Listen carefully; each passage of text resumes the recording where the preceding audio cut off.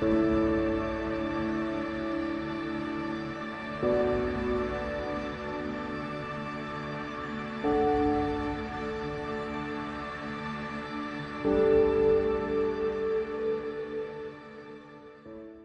name, for those who don't know me, is Jason Ventura Soliva. I'm the youngest brother of Justin. I'm the youngest brother of four, with Justin, Jeffrey, and Jigger. My mom, Norma Ventura, suffered coma during my birth. My dad, Marciano Soliva, was unwilling to stay with my mom and his newborn son and children. He abandoned my comatose mother and left us. John P's mom, who is my mom's sister, took Jigger as her own.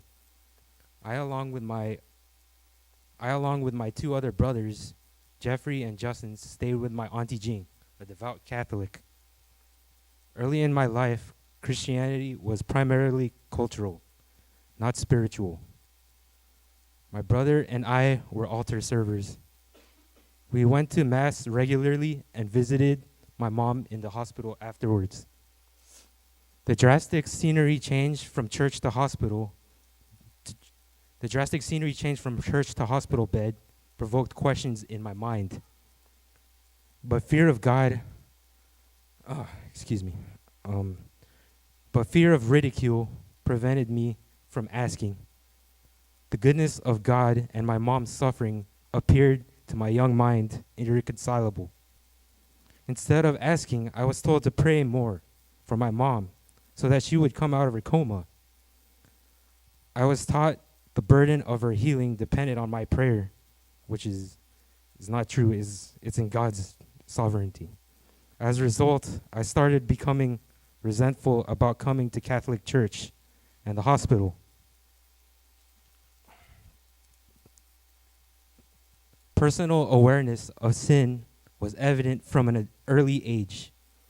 While in elementary school, I would hear sexually explicit music on TV, and I would find out about corrupting materials.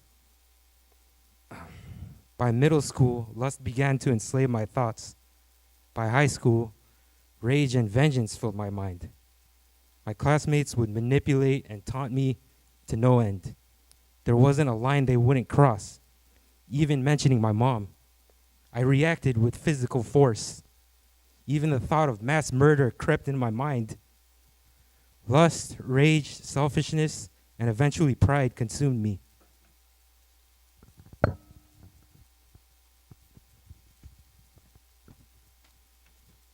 I was both curious to and resistant against the gospel. The last among my brothers to believe in Jesus, I felt paranoia in the pressure to be Christian. I began to ask my brother Jeffrey, who lives in NorCal, about Jesus. After finishing high school, I visited and stayed with Justin and Jeffrey, who were gracious and persistent in inviting me to church and Bible study, even when I would fight them.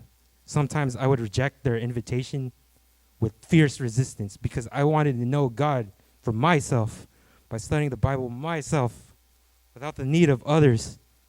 I was still enslaved to my sin and selfishness.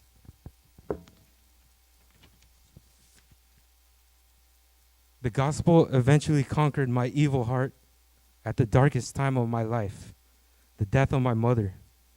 In my tears, the ray of the light of the gospel began to dispel the dark shadows of my sin. My mother's death is within the sovereign plan of God. God gives and he takes away. I was deserving of hellfire and undeserving of my family and my life that he provided. I was an enemy of God, but thankfully to Jesus, who lived a perfect life, died and resurrected, I can find contentment and refuge in him from God's wrath. Because God opened my eyes, I'm no longer deluded to think I can obey God on my own strength. And through reliance on Jesus, I find great relief, joy, and comfort. His death on the cross shields and washes from me the penalty of all my sin, including the hypocrisy, lust, and rage, no matter how terrible. Through the resurrection of Jesus, God brings me a new born-again life in the Spirit and produces hope in me for a resurrection with Him.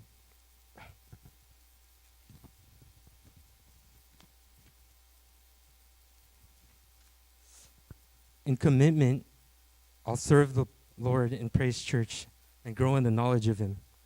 With the help of other members of the church, I ask that the church hold me accountable through encouragement to rebuke me and fellowship with the bond of love that comes from Christ. Thank you very much.